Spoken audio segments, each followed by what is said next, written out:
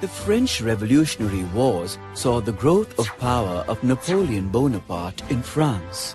Thereafter, a number of conflicts took place between France under the leadership of Napoleon Bonaparte and the other European nations in the early part of the 18th century.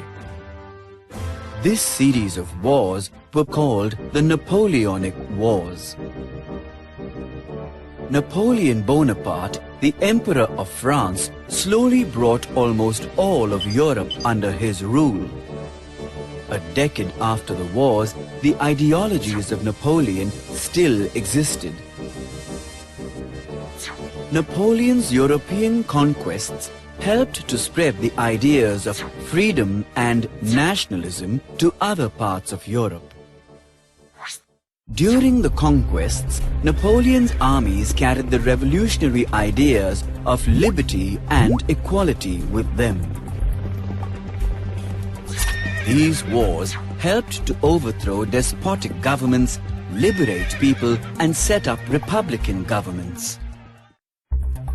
But as he won over countries, he started enforcing the French style of rule on the conquered nations.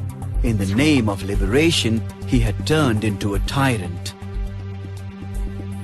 This attitude of Napoleon gave birth to a feeling of nationalism among the people who had been conquered by him.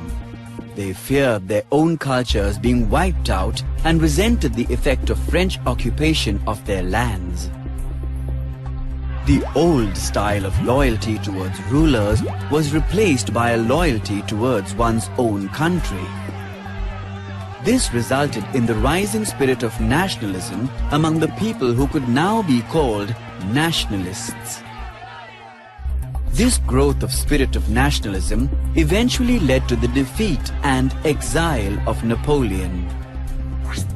But by then, Napoleon had already laid the foundation for the ideas of freedom and nationalism. After the rule of Napoleon, though no major war was fought, struggles between the liberals, nationalists, and despotic rulers began taking place. The liberals wanted everyone to have freedom of thought, speech and expression, right to equality, and the right to elect their own government.